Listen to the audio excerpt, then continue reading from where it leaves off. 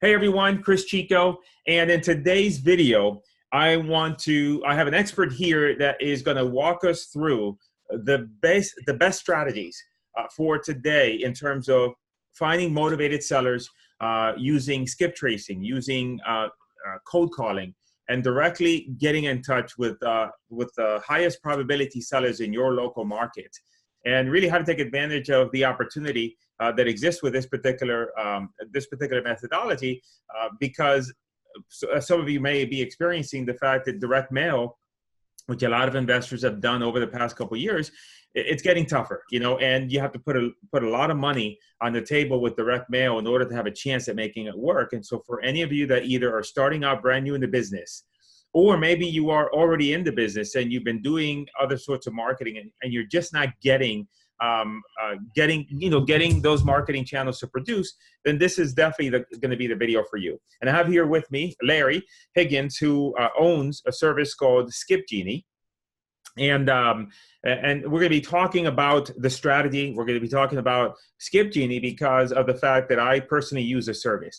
And I want to preface this video by saying that I am not in any way whatsoever getting compensated by Larry or his company. So there's no, hey, if you sign up for his thing, then I'm going to make some money. And I chose to do that because if I'm making a recommendation here on the channel, I want you guys to know that I'm doing so only because I'm 100% behind the product or service, and not because I want to make extra money with you guys buying into the, whatever it is that we're talking about here today. And what happened with me is that I was trying to figure out, what service I was going to use for skip tracing and for getting phone numbers. And I went out and I took the same list and I skip traced it with 4 other different services. I'm not going to mention who those services are. However, there's services that if you were to go in any group, any Facebook group or any forum, if you type in, hey, I'm looking for skip tracing, what would you recommend? Chances are the services that I tested are going to be one of the ones that you would get recommended. And so what I did is I went ahead and submitted the list to each of those services, exact same list, and then I got back the results. And by far, above and beyond everybody, Genie gave me the best results, meaning that they gave me the most amount of property owners that I got phone numbers for, and also the volume of phone numbers, right? Because in any particular property, you could go out and just get one phone number, or maybe you can get a variety of different phone numbers for that same contact person, and that'll give you a better chance of trying to find that individual. And so, anyway, so that's why I settled on Genie, and it's the service that I use. I pay a monthly subscription to them, and we'll get into how all that works, but I'm a customer of theirs. So Larry, I want to thank you first of all for coming on here with me today so we can chat about this. I really appreciate that. And so, just real quick, maybe tell everybody about your backstory and how did this even come about? The fact that, you have Genie, how did that come about to begin with, and your history with regards to real estate? I planned it all out perfectly 5 years ago. It came to you in a dream. Yeah. I had a premonition, and it's so my background is I have a construction project management background. A few years ago, basically, long story short, I got into a job that I just hated going to. First time in my life. Like I joke around, it's not because I had glamorous jobs before that. It's just I hated going to the office, and I ended up just quitting my job and jumping into real estate. Didn't even know my own house at the time. Mm-hmm. And as a newbie, this was about 4.5 years ago. What do? You send mail and you do bandit signs. That's what I kept hearing, mail and bandit signs. And I'd heard about driving for dollars, but right. I just didn't have terrible success. And I can get into some of the reasons why. It wasn't because I wasn't getting phone calls.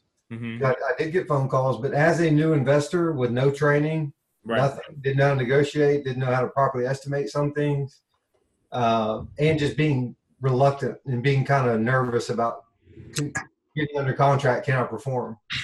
So less than stellar results initially.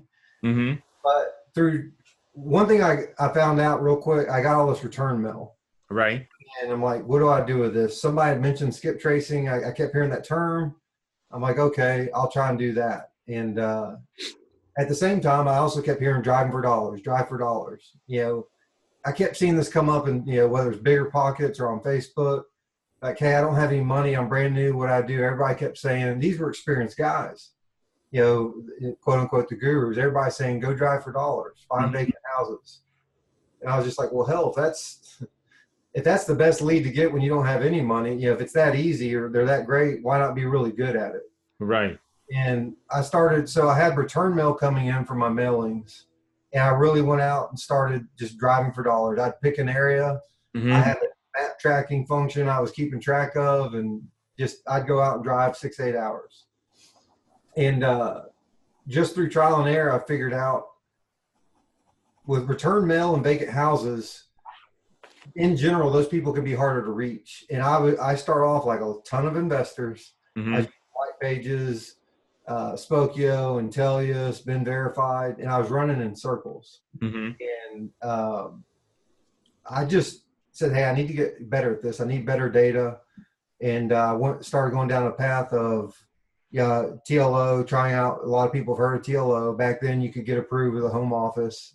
I went through that whole process, got approved. And the difference in data was night and day. I started seeing, hey, a lot of these people, I can't get them on the phone because they're dead. The other services weren't showing me that, or just getting better phone numbers in general and that kind of thing. And so one thing, I just kept going with that, and I started getting really good at skip tracing and finding people. I said, hey, one thing I noticed was they're much easier if you can find the owner of a vacant house or return mail. Nobody else is really talking to them, and that's huge in my favor, because if I'm competing against nobody as far as the deal goes, I can generally win. Right. Not always, but it helps me tremendously. I don't claim to be the greatest salesman or negotiator. And, I just started doing deals that way, finding vacant houses and going that route. Through a mutual friend, I met my partner, Will. I actually helped him find an owner of a property of a vacant house that he couldn't find. And we linked up and said, hey, let's do something with just skip tracing and cold calling. And that was the other thing. I didn't set out to start just calling people, but what I learned was, even with good data, you don't know which is the best address to mail to, because you might get 10 addresses. And you never can really tell which is the best one. Generally, it's probably going to be the first one listed, but we've all seen the vacant house where the property address and the mailing address are the same. I see a skip trace report where it's the same. Right. So what I learned was, hey, just get them on, try calling. And just by doing that, I'm like, you know what? Nobody else is calling. What if I just call? Again, this was 4 years ago. It's gotten a lot more prevalent now, but it's still a great method. So, we were working together and working on increasing our volume and capacity to do things, built out internally our own skip tracing capacity, basically. And we were just going to do high volume skip tracing for bigger investors around the country. It's going to be like a little side business. Right. And after I went on the first podcast, we just got tremendous feedback on a lot of people, newer investors struggling to get their first deal. Or, hey, I don't need to skip trace 2,000 people. I've got 100 or 200 a month or somewhere in there.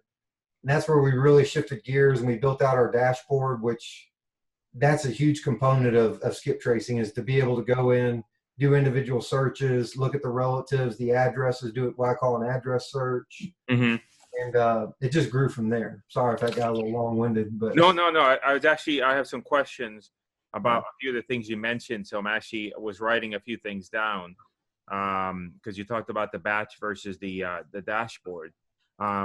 So for right now, so in other words, say we look at skip tracing, and so let's say we look at the getting in touch with the owner. So I had a couple questions for you on that. Is that what do you say if somebody's looking, let's say somebody's looking to get started with trying to get people on the phone, right? Yep. So the first question that comes to mind is, who do they call first, right? So in your scenario, you had mail that you had done already, right? So that was easy. Because I have a question to you about the return mail. So I want to come back to that. But if somebody is just starting out, they hadn't done any direct mail, they're just trying to figure out what's the best way for them to approach this. Where do we start off first? Do we start off? I assume we start off first with figuring out who is it, who are the best prospects. Like if you're gonna would you start off with batching?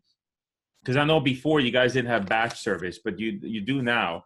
Would you start with batching, or would you start with really trying to get a smaller list of people in order to try to get started with it? What's your recommendation? I tell people, 'cause that's a common scenario. Is like, hey, I'm new, I don't have a ton of money. Right. I'm willing to put the work in. I say, look, in a big market, like I just had a guy go drive in Houston. In the course of 5 or 6 days, he went and found, I don't know, almost 400 vacant houses. It's not that hard. So I tell people, look, go get 100 or 200 vacant houses. And, there are some services. You don't have to go build a fancy tool to do list stacking. You can do what I call manual list stacking. Mm-hmm. Populate all those addresses in a spreadsheet, or if you're using a Driving for Dollars app, you can download it and then look at things. Does it show, just looking at the owner names, does it show in the estate of? Right, automatically, it's a dead owner. So not only is it vacancy, it's a deceased owner. This is without tracing. And then where do the mailing addresses go for those vacant houses? Do you see any out of state or 5 hours away?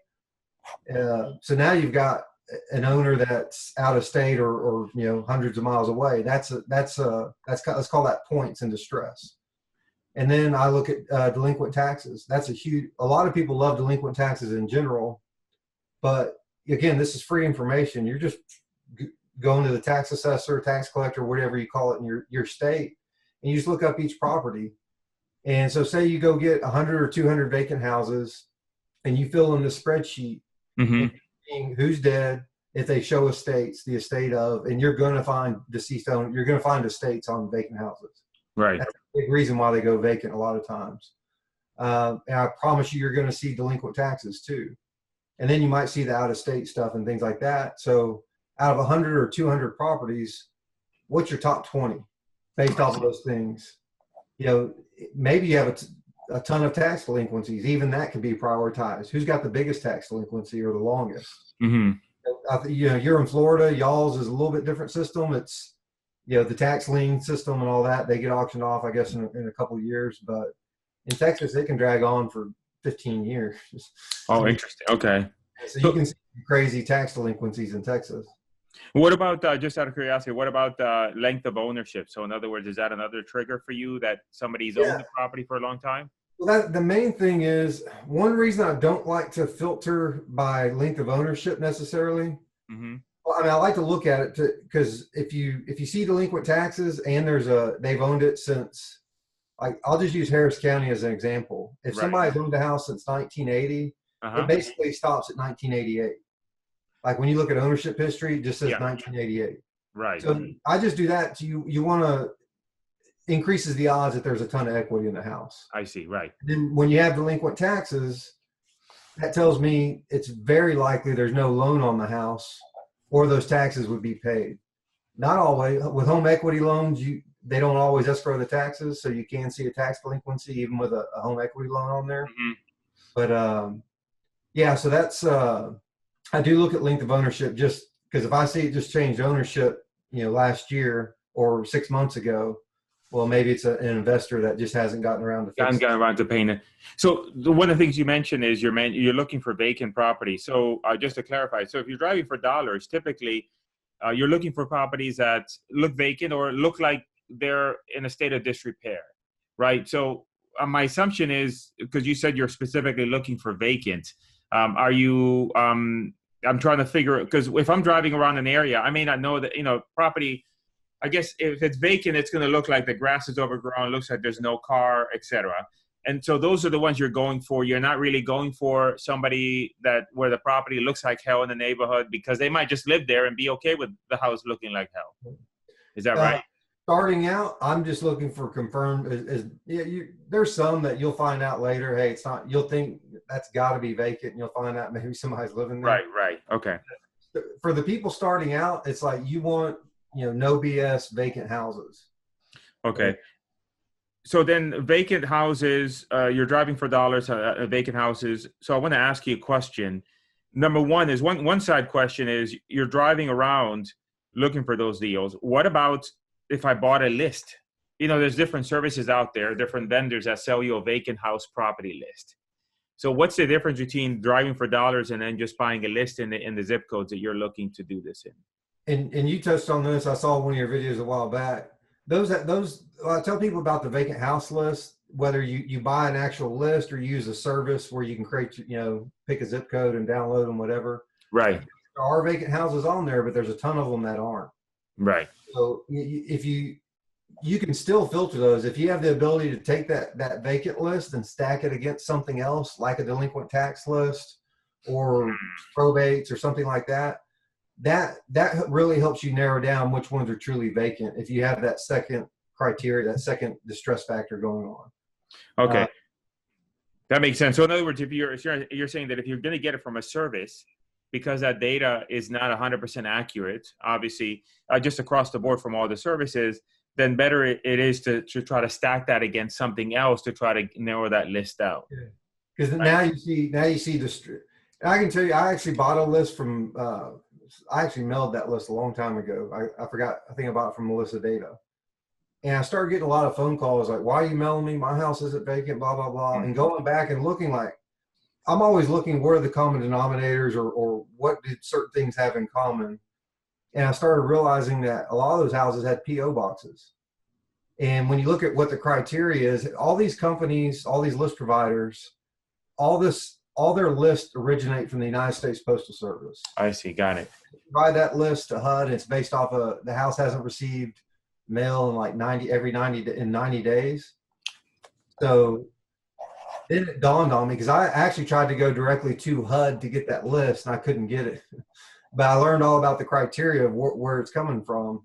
And then it made sense. If it's going to P.O. box, the house isn't getting mail, so it stays on the vacant list. I get it. Okay. And then just out of curiosity, in terms of driving for dollars, whether it be you or somebody else, what are you using, just out of curiosity, as an app to kind of organize yourself around that? I know there's an app that called Landglide that I'm familiar with. Are you using anything in particular? Like if you're having... I use Landglide all the time just for quick research while I'm out and about. But as far as driving for dollars, I have a guy that's I've compared there's three big ones, I guess, are the most common ones. Mm-hmm. The best offering, in my opinion, right now is Drive By REI, and I kind of like everything they do and their price points. Mm-hmm. So that's what I have. The guy that's driving right now, I have used it. Just if I see something, I'll drop a pin and add it to my leads. Right. He's really running it through the ringer. Like I said, he went and got almost 400 vacants. My goal is to get 1,000, and I want to see how many deals we can generate out of, because I haven't driven for dollars in a long time specifically. And how much do you pay that? How in this particular scenario, since you're out, you have somebody else do it for you? What do you pay them? He's going to get a commission out of any deals I get. And I think I'm giving him a couple $100 for gas, but he's going to get a commission out of any of the deals. We're actually doing an appointment this morning. Have a guy on an appointment as of 20 minutes ago on that first round of 400. Oh, interesting. Okay, so you pay him. So he's driving around. You're not paying him anything except for gas, but he will get a commission out of any deal. Would you mind? What would that be? Just as a general rule of thumb, what would you say is I guess you're paying a commission based on whatever assignment fee or whatever the money that you make on a deal. I told him I'll pay him 10% off of the assignment fee. Okay, and he doesn't have to do anything but just provide you with, just do the drive-bys and provide the leads. Okay, right. All right. And how did you find that person? He's one of our acquisition agents. He's just a friend, and he's interested in real estate, and he's pretty motivated. And I really didn't have it. I'm not looking to take on another agent. Not only know that he'd be the right sales guy, but I'm like, hey, this is something I've wanted to do, a mass, go find 1,000 vacant houses and see what we can get out of it. Yeah. I said, hey, if you go find 1,000, we're going to get something. I don't know how many, I'll get something. You'll get something, right. Okay. Yeah. I wouldn't be surprised if there was 5 or 6 deals or more, or maybe it's one. So anyway, he's pretty motivated. And that's how we made that connection. So now you guys, so I want to touch on because you guys have, in terms of your service, you have a batch skip service, Yep. right? And then you also have a deep, the dashboard, right? Yep. So what are the differences between the two in terms of how much data you get from each? It's really the exact same data set minus on the bulk Skiptrace. We don't give you like date of birth, date of death. We just tell you if they're deceased, we give you a hard firm, yes, they're deceased. Right. And basically, because if you're bulk skip tracing, you really don't, that's just more clutter, that specific data point. You're not really paying attention to it. So what I like to do with a big list, like that list of 400 vacant houses, Yeah. we do a bulk skip trace on the 400. And now the very first thing I do is look and see who's deceased. Got it. Okay. That was my question. Cause I was from a process. I didn't know if you're going to do a deep, cause I noticed on the deep, when we do the deep, we get all the relatives, right? Yes. And so you're not going to get that on the bulk, right? Yeah, we give you the names, but you don't have the ability to click on the name and pull the report. It's just just the text. So just as far as the process goes, we do the bulk skip trace, and this isn't just with vacant houses. This is with any list. If you do a bulk skip trace, I deal a lot with our customers. The very first time they do a bulk skip trace, it may be a list of 1,000 or 2,000.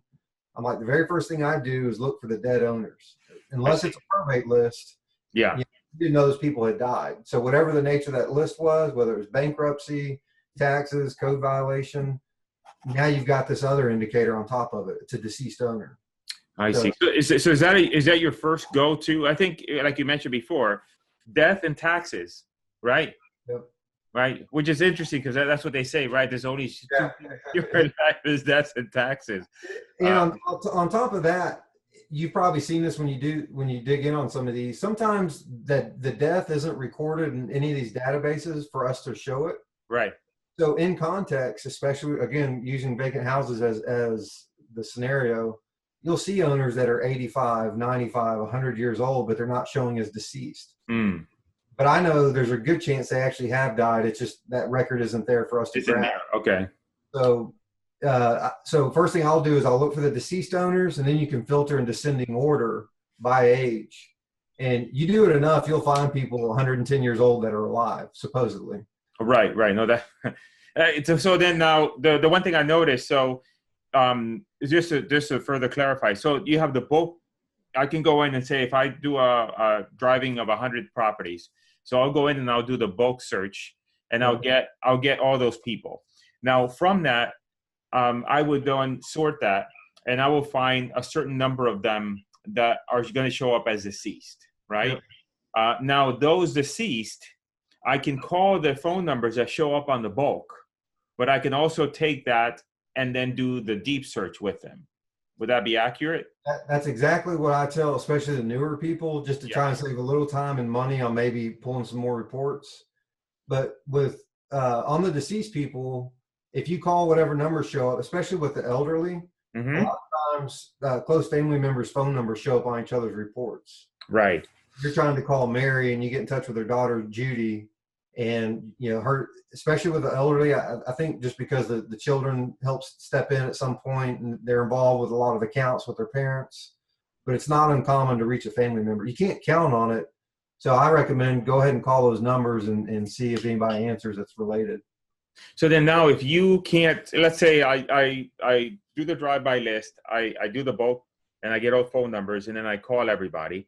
And let's say that there were, let's say I know that the numbers vary, but if you got 100 drive-bys of vacant properties, as a percentage, how many of those do you think would show flags of the dead or taxes? Would it be about 20%? 20 of those might, or be less?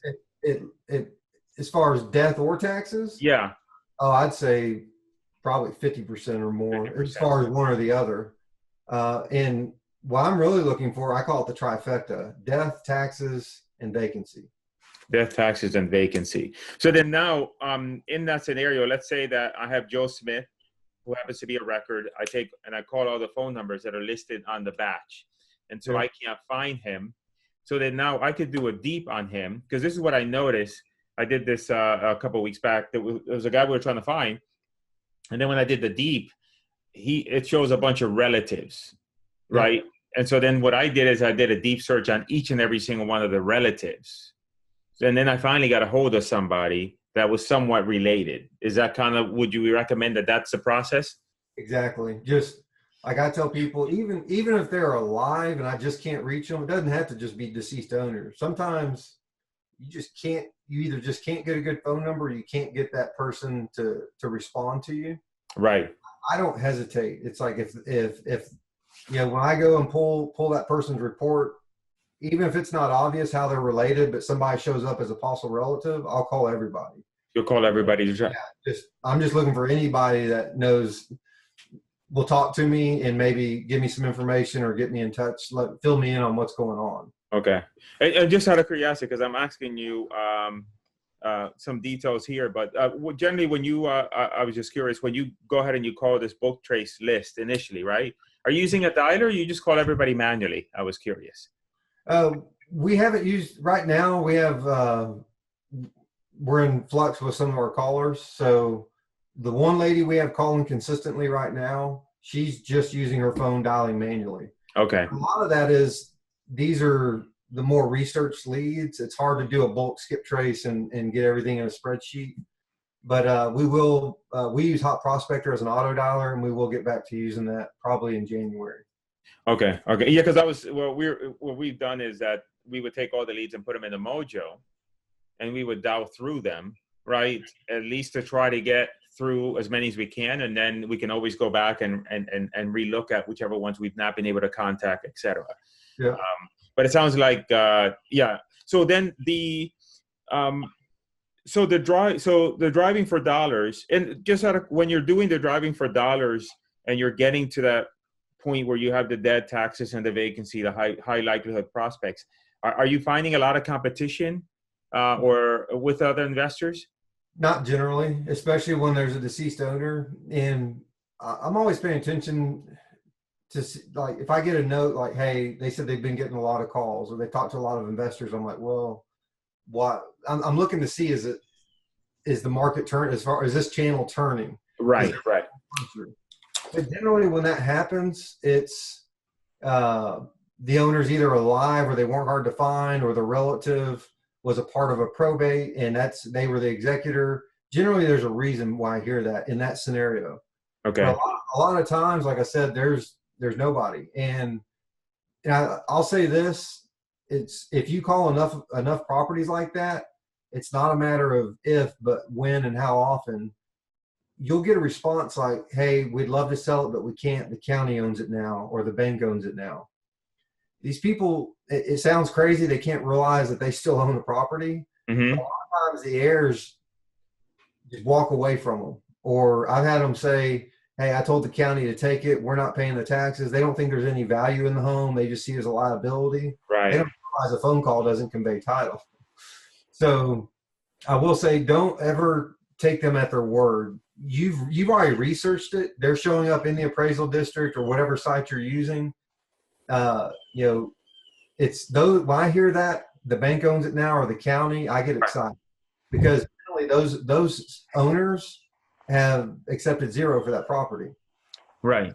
Anything you offer them above zero that's a net gain to them.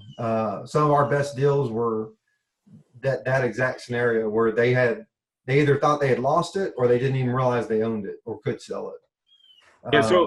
So that's an interesting thing, because one of the things about this particular strategy is that you're not trying to, there's different models in this business, right? And I'm not saying every model, not saying anything negative about every model, but there's a model of send out a bunch of mail, and then the mail is going to generate a ton of phone calls. So you're going to need staff in order to handle those calls. Because if you're sending out 30 or 40 grand, so 30,000 pieces of mail, you're going to have a lot of leads. So you need a lead manager, you need acquisitions, and everything else. With the model that you guys are running, with doing this type of analysis and also going after these leads, it's really more of a sniper approach. You're not looking to do, and I had a conversation, you're not looking to do 10 to 15 deals a month. I mean, if you can get that many, that's great. But you're doing less deals, but these deals end up being bigger deals in general. Would you say that's accurate? Exactly. And so you don't have to spend as much money. Like I say, it's not passive. It's not passive like mail or PPC or something like that. There is work involved. You're going to do the research, but that's where most people starting out, that's, typically they don't have a lot of money, but they do have the time and the energy, and they're willing to put that work in. Right. And what's right today may not be the best and only option for you a year from now, as you have more money to invest and you have systems in place. It's always changing, but I'll give you an example. I just had a lady message me 2 or 3 weeks ago.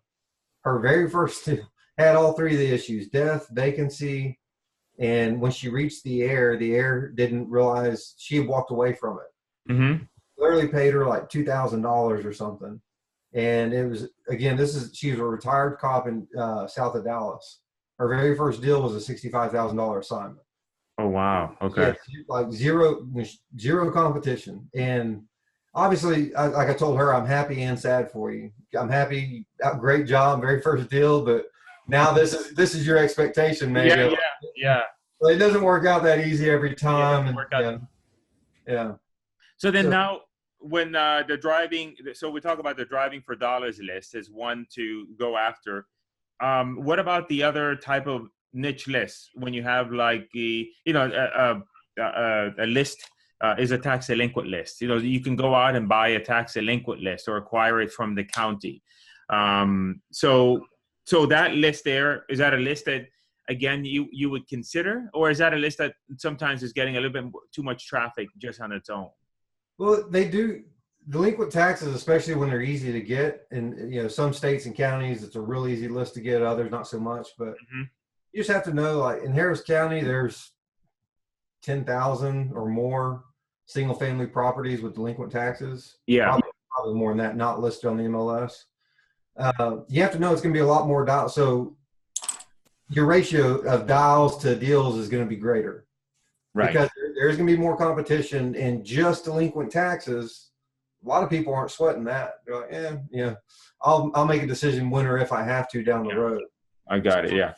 So it kind of goes back to, it's not a different marketing channel, but it's a different strategy with cold calling. It's going to take more calls. And I can tell you this from our own experience. When we did dial that list, we weren't set up for all the, what I call tire kickers or the colder leads that they were kind of interested. Mm-hmm. But it wasn't the day. And we were so used to people just like, doing deals on the phone, locking them up on the phone or within a couple of days, that we had all these cold leads that we didn't have follow-up processes in place and all that. I know we lost, who knows? I know we lost deals. I don't know how many, but because you're going to have to be able to facilitate that. And so that was a learning lesson for us. I like code violation because a lot of times those tend to be vacant houses. Mm-hmm. Code violation in Texas through a service here in Texas. There's I can get a list of estates, properties owned by estates. So one mistake I see some people make is they consider probate and estate the same thing. Well, it's not. A lot of houses that are estates won't necessarily be on the probate list. So a probate list means somebody has gone and opened probate through the county clerk or surrogate's court, whatever y'all call it in your state. Right. They've opened it. An estate just means the owner's died and the county knows it. Oh, interesting. Okay.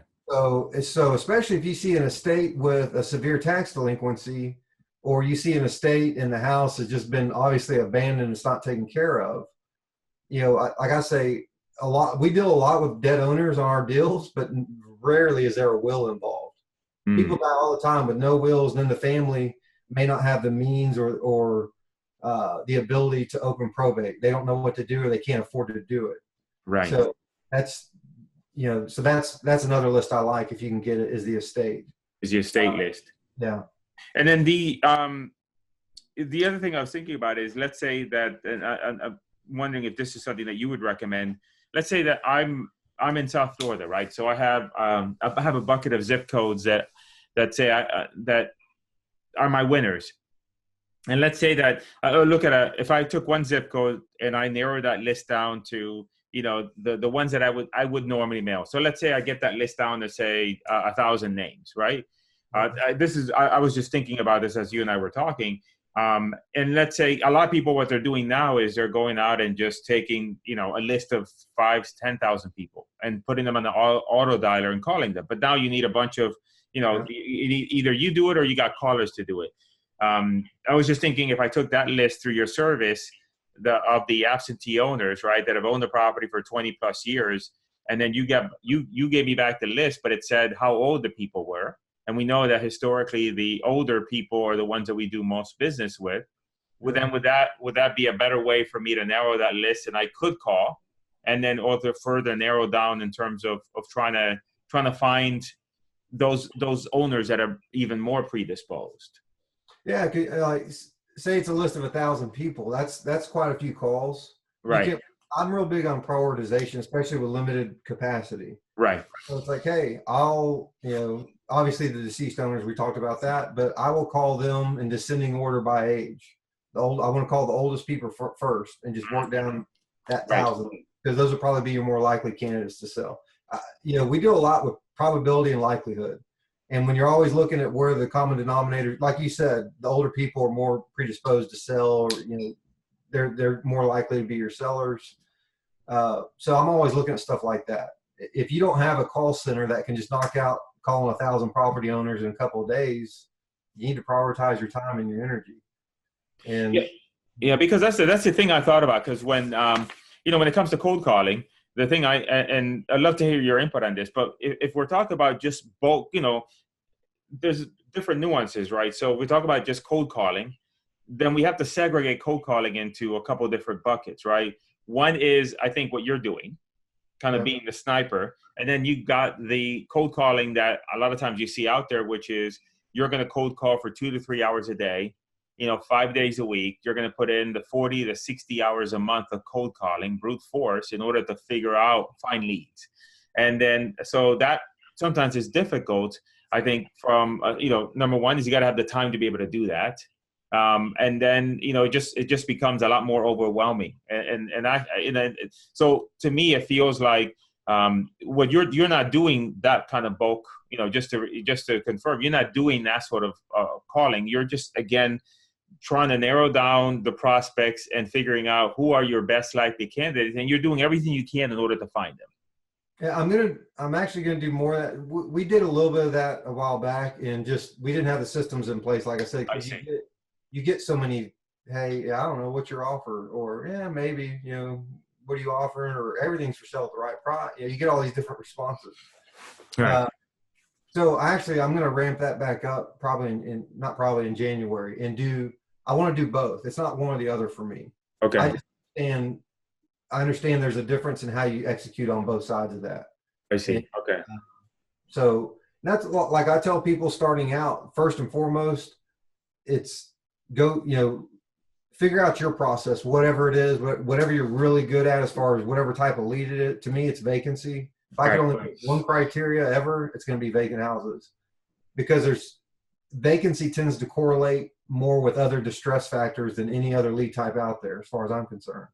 When you see vacancy, you see death, you see taxes, loans in default, bankruptcy, divorce, code violations, all that stuff. But as soon as you get a deal or two, or you knock out a 50,000 or whatever it is, whether it's a dollar amount or a number of deals in the confidence, it's like, okay, you can only do so many calls and research by yourself every day. Right. At some point, and the cheapest thing, the next step for me, what I advise people is like, figure out who's going to help you do calls, whether it's a local caller or a VA. Have somebody do those calls for you while you work on more lead generation, whether it's list or driving for dollars. Right. Training a caller is easy. Hey, would you like to, in a nutshell, would you like to sell? If they do, they set an appointment up for you to call, and you be the negotiator and the sales guy. And it's easier because, I mean, in your model, you're not hiring somebody to be 3 hours on a dialer pumping through calls. It's just you're giving, I need to get a hold of these people, and you're hiring somebody. So it's a little bit easier, I think, right, than the hiring a cold caller, right? That's just going to sit on a dialer all for 3 hours a day. Yeah. And there's, you've got that runs the gamut. You've got VAs you can go hire, which they can get you leads, but I'm not a big proponent of VAs because they can't. I've done split testing on that. Yeah. And on some highly distressed leads, it was just 50 properties, highly, highly distressed, all kinds of stuff going on. The VAs produced 2 leads out of that. But when I gave that exact same data set, what I found was I had a bunch of properties where I wasn't getting a no, there was just no disposition. Right. Nobody was answering. Nobody was calling back. Gave that exact same list of data, that same data to a local caller, and she produced 4 more leads out of it. Oh, interesting. Okay. And so So I'll pay that premium, me personally. So what would you be your recommended what you would pay somebody to do that for you locally? 15, $20 an hour? yeah, 15 to $20, Yeah. whatever, and it's very subjective. I don't know if we really need how much you want to get into cold callers, but what I'm looking for is somebody that's pleasant to talk to and just cheerful and very personable on the phone and can get people to open up, because Right. people will open up to you sometimes. And my issue with VAs is they tend to be kind of robotic. They can have great English, very little accent, but they want to stick to a script. Yeah. You Yeah. literally have a lady saying, "Oh, it's my daddy's house. He died, last month, and da da da da da. We're afraid we're going to lose it." And the VA's like, "So how many bedrooms?" Right. Yeah. Yeah. Yeah. Very well. That's what I noticed with the overseas VAs, and I don't have any issues with them in general. But what I notice is that they don't pick up nuances.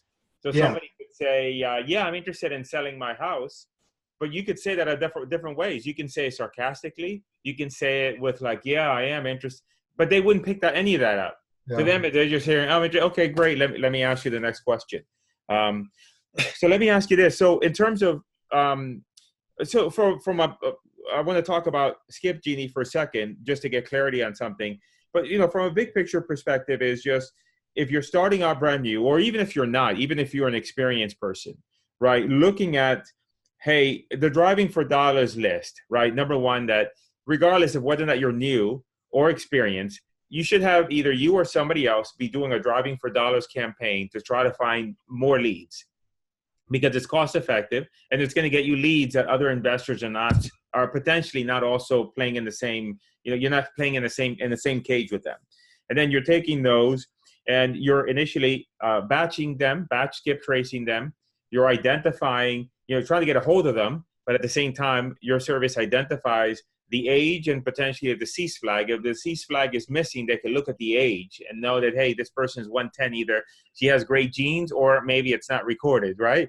And then on the ones that you feel that, yeah, I really want to find this one, they can go into the console and they can do a deep search. The deep search will give them even more information, but they also give them the relatives. And you can kind of then go from there, because you can take the relative, and if they have two different relatives or 2 people that show up, you can do a deep on them and then try to talk to them and just try to figure out some way to get a hold of someone that has an idea about this property. And then what you mentioned was that if you get someone that says, no, it's not mine anymore, then don't be okay with digging in a little bit more and saying, by the way, I realize that I know you said that it's not yours anymore. However, I did some research and I think that that's not the case, and walking them through that, because many times that's where your best opportunities lie. Would that be accurate?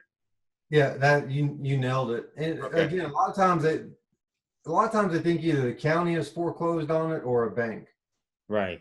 And what my response, I don't do calls anymore myself personally, but what we kind of respond to is like, yeah, you're right, the county will foreclose on it. They just haven't done it yet. Not yet, right. But you still have a chance to take care of it, right? My favorite response is, if you'd like to try and get some cash out of it before they do foreclose on it, I'd love to help you. Okay. And you start kind of waving that money in front of them. So a couple questions. So I want to talk about Skip Genie. And again, as I mentioned before at the beginning of the call, I get no compensation from Skip Genie in terms of their service or me sending you guys over there, but it's a service that I use. So you guys have a couple different options, right? And maybe, because I want you to talk about you have the batch option, we have the deep option, and then you have some other stuff in there like the litigator list and a few other things. Is that accurate? Yeah, so you can scrub once you pull a report up in the dashboard, you can scrub it for what we call connectivity search or connectivity scrub. So we give you a bunch of phone numbers, and some of them will be disconnected, but we don't know that just from the Skiptrace data. So we've integrated a third party, and that's a time saver, especially when you're manually dialing. It's just right, yeah. So you can see right out the gate, okay, if it's been confirmed these are disconnected numbers, you don't have to dial those.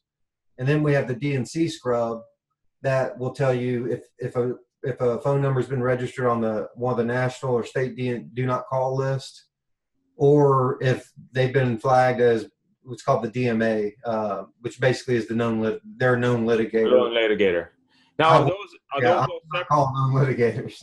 Are those all separate, or are they all under the main scrub? Like, in other words, when you do the initial check, does it do it across all three of them, or you got to do each one individually? When you hit that button D&C search, yeah, it'll do all of it, and it'll give you a breakdown for each number. It says federal or national, and then state, and then DMA. So when you download, and then when you download it, then you make sure that you then decide what you want to do about those, right? Or it won't remove them from the download, right? Yeah, we don't remove them. We just, again, none of us are attorneys. I'm not telling people to call, don't call. We're just allowing you to make an informed decision. So right.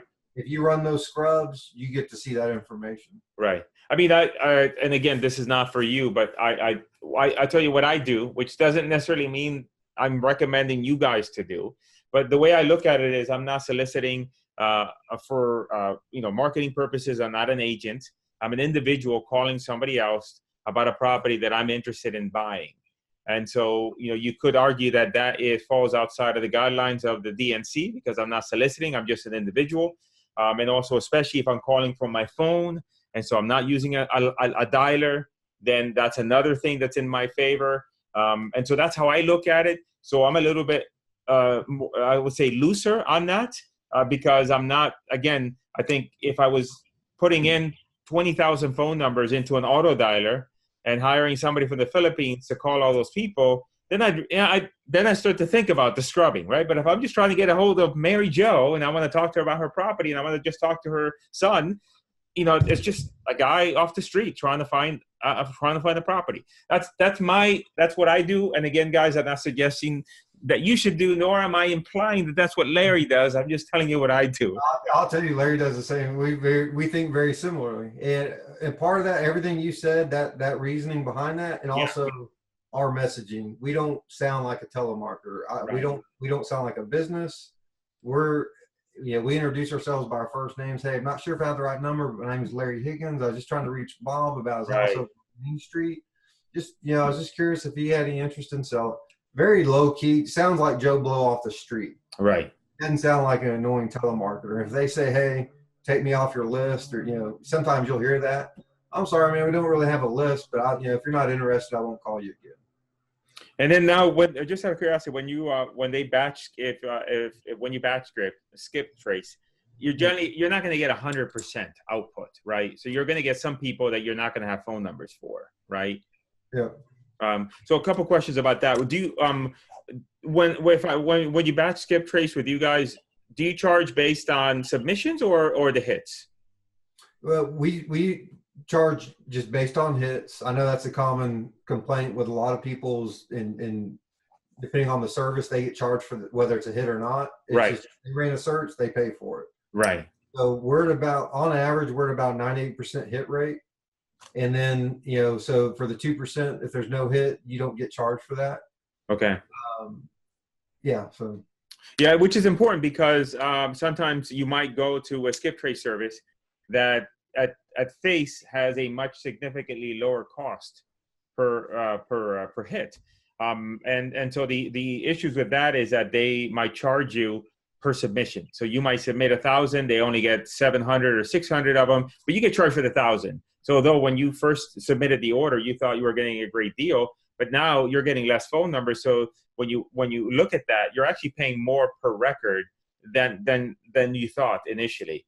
And then the other thing I think about too in terms of data quality is that you want to get it pays to get high hit rate, because in our business, it's not as if we're selling widgets. We're dealing with houses, and a deal could be potentially worth $60,000. So every little hit counts, because that one hit you miss could be that deal. That's that $30,000-$40,000 deal that starts off your real estate career, or the one that gets you the first deal. So I think I'm a big, a fan of that. So now with the way that your service works, though, in order for somebody to sign up, if they wanted to sign up, and we'll post a link here in the description, they would go to skipgenie.com, and it is a subscription service, right? Okay. So they pay, and how much is the, I realize that that could change, you know, in the future, but as at the time of this video, how much is that per month?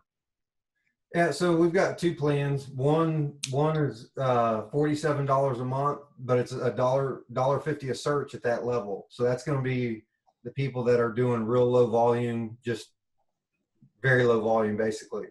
Then our most popular plan is it's $97 a month, but it's 25 cents a search. 25 cents a search. Okay. And there's no requirement. You know, a lot of other services have a minimum search amount to get different rates. With us, you can go in the dashboard and do one search. It's 25 cents, or you can run a list of 10,000. It's going to be 25 cents a search. Oh, so the deep search is 25 cents, the same as the batch. Yes. Okay. It's just that when you do it, the individual search, you're getting a little bit more granular data, and you're going to use that. But it is the same. The other thing that you guys do is you have some calls that you do also for the clients, right? Yeah. So how does that work? Well, part of, data is half the battle. And one of the things I want to expound on, what you talked about, was hit rates. If you look at different data pending or batch services all across the board, on average, you're getting about a 70% hit rate. Mm-hmm. So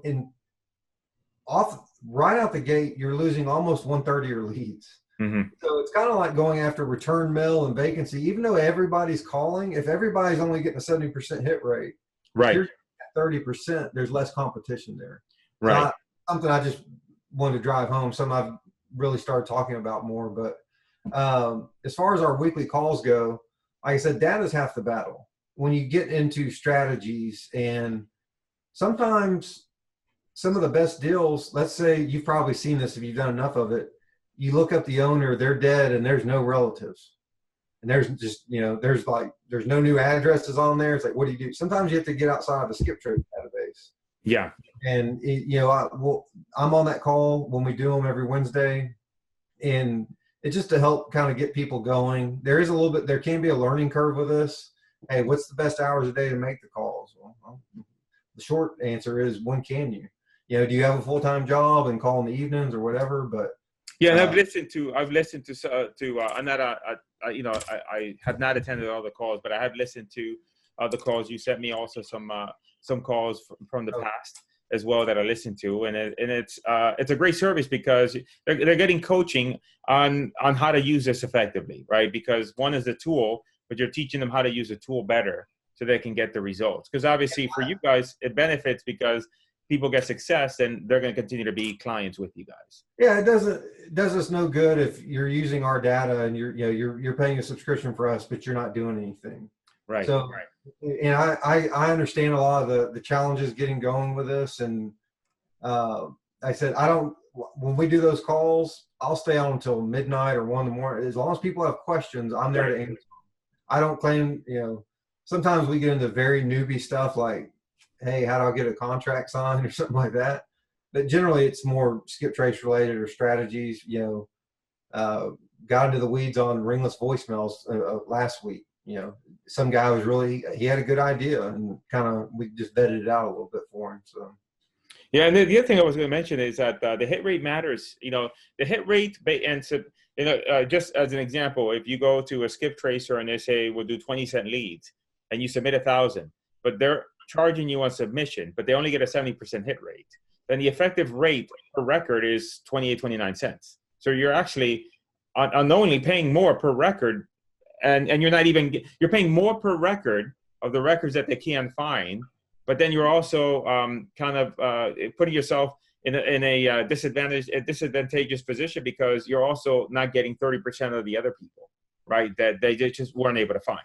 And the other thing is, and again, I'm not bashing the other services. It's like some of those may make sense for other people depending on what they're doing, whatever, but we're giving you a more complete data set. Right. So to me, going back to death and age, a lot of those guys, they just want to dial as many numbers as possible. Right. Hey, they could use our data and say, I'm not digging in on any of them. I don't care if they're dead. We're just going to dial. If they answer, great. If not, cool too. So. Yeah, you're right about that, because if they have, 5 or 6 cold callers and that's all they do every day, then it doesn't matter. They need numbers and they need people to call, etc. Yeah. But for most of us that don't have that brute force, then Yeah. yeah. So they can go to, for anyone who's interested, they can go to just skipgenie.com. Again, I'll put it in the link to the description. Again, guys, look, what we went through right now, I think, is a great strategy for anyone, right? Especially with the drive-bys and looking for those very specific. I mean, we laid out the entire strategy. And my recommendation is, if you're going to do this, go with them. Again, I get paid no money for recommending them. I get nothing. And, get on their calls. They're going to help you and walking you through, give you any tips or suggestions how to better the system, how to take advantage of it. And I think this is a great way for anybody to get started. I mean, really is the lowest, the lowest risk and the highest upside, because direct mail is tough. Direct mail is tough. And if you're already doing direct mail, then it might be a good idea. Just I'll ask you this as a last thing. You guys do have a service. If somebody do you guys have something where somebody has a bunch of postcards, they can send them to you guys? Do you still have that or no? Yeah. So that's the other thing. Just by accident, we learned a lot of investors had a lot of return mail, but they didn't know what to do with it. And then they're like, oh, great, you can skip trace it, but we don't want to mess with putting it in a spreadsheet, so you can skip trace it. And then we kept hearing that enough. That was kind of friction. We said, you know what? Just mail it to us. We'll process it. You can literally mail us your return mail. We'll do all the data entry, all that stuff that we need to run a bulk skip trace, and then just email you the results. I have to ask you this because it's for my own benefit. Do you think it's worth, like, say, for example, is it worth, let's say that I'm mailing a particular zip code that I really like to get properties in, but the mailing hasn't been working that great. If I mail and I get all the returns, is it worth it to mail just to get the returns? Do you find that the returns have any sort of significant output? Because most investors are not going to do that. I would definitely give it consideration. I'd probably at least test it to some extent. Yeah. Especially if you're not already doing a lot of calls or skip tracing and cold calling in that area. If you don't have a niche list, you're already doing. It's basically giving you a very refined distressed lead. Whatever that list started as, you mailed it, now it's come back. Yeah. That's return mail is like another layer of distress as far as I'm concerned. And you've seen it on your return mail. It might be marked vacant or. I've got a bunch here. If you go through them, you'll see the post office will mark some of them vacant or deceased. Right. And again, going back to the prioritization, if you have 1,000 postcards, let's say you just wanted to log into our system and skip trace, I would say go through those 1,000. Which ones did the post office confirm vacant or deceased, or both? Sometimes you'll see that on postcards. Sometimes you say vacant or deceased. Sometimes you see the unable to forward. I guess insufficient address, unable to forward.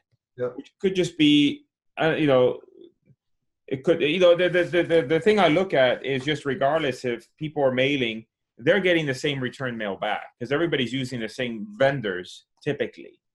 Yeah. And most people are not doing anything else outside of this. It's just, like they're just sitting here on my desk. This is just a recent batch that we just got. And so I think when it comes down to the big, and I'm not going to keep you any longer, Larry, but I think the big thing that I get from this is that if you're willing to go above and beyond what others are unwilling to do. Because if you think about it, most investors will mail and just will take the cards and do nothing with it. The next layer is skip tracing them. And then the next layer after that is going through the list and figuring out which are the high prospects to go through. And the same thing that we just discussed here. Most people are driving for dollars. Most people will send letters and will stop at that. Some people might skip trace and will call people, and then they might get a hold of people or may not, and then that's the end of it. What Larry's doing is going even that extra further mile, and the deeper you go, the better your chance you have of finding a deal, the better chance you have of finding a deal that everybody else has given up on. And, it doesn't, you don't need a lot of deals when you're popping, 30 or 40, 50 grand deals. This is not a guarantee that you're going to make that much per deal, but certainly I think this puts you in the opportunity, and it puts you in the pool of opportunity to get these type of deals. Yeah, So that was and you're not spending that much money to do it. Right. Period. The ROI is huge, and and for the guys out there doing it, be tenacious, be persistent. We've gone so far as to hire genealogists, and on one deal because we were able. I view a genealogist as like a marketing cost to us. We don't spend a ton on marketing. Right. I'll spend $150, $200, $300 on a genealogist, and on one deal alone in Houston, this was year 4 last, she helped us make $150,000. Yeah, so it was definitely well worth it. Yeah. Now, but that, again, I didn't give up. I could have I guarantee you other investors got return mail. Yeah. Or they might have even found it driving for dollars. Yeah. And, guess what? Death, taxes, vacancy. Yeah. Well, it ended up having squatters in it, but it was vacant at one point. Okay. But everything told me it should be a deal. And I just learning to be persistent. It's like I didn't stop until I was like, and that was a scenario where the heirs didn't even realize they owned it, and that's kind of what led to that. But they're not all going to be that. All just have that mindset, like dig in, make the phone calls, do the research, get in touch with somebody. Okay. Yeah, makes sense. Well, Larry, I don't want to go any longer. I thought we were going to go 45 minutes, 30, 45 minutes. We're over an hour and 5. I'll go for 6 hours, man. Yeah, I know. But, it's funny because, this is a two-way, this interview served 2 purposes, because I am doing it for my subscribers and for YouTube, but I also wanted to get a further clarity on a couple things. So we kind of killed 2 birds with 1 stone for my own personal business. So I appreciate that. And again, really appreciate the time, energy, and effort to be with me here today, and also for the service. We love the service, and I recommend you guys to implement the strategy, try out his service. They do great. The support calls are great. It's almost like coaching, and implement this particular strategy. So thank you, Larry. Appreciate that. And guys, remember to hit the subscribe button and make any comments. If you have any questions, if anything you need clarified, make a comment. I'll get it answered for you. If I don't know, I'll ping Larry and get any clarification on that. And then on the description here, I'll put a link directly to Larry's site, so you can go ahead and sign up and get started on implementing skip tracing and finding owners that are dead, have past taxes, and what was the other thing? Death, vacancy, and taxes. Dead, vacancy, and taxes. The trifecta. All right.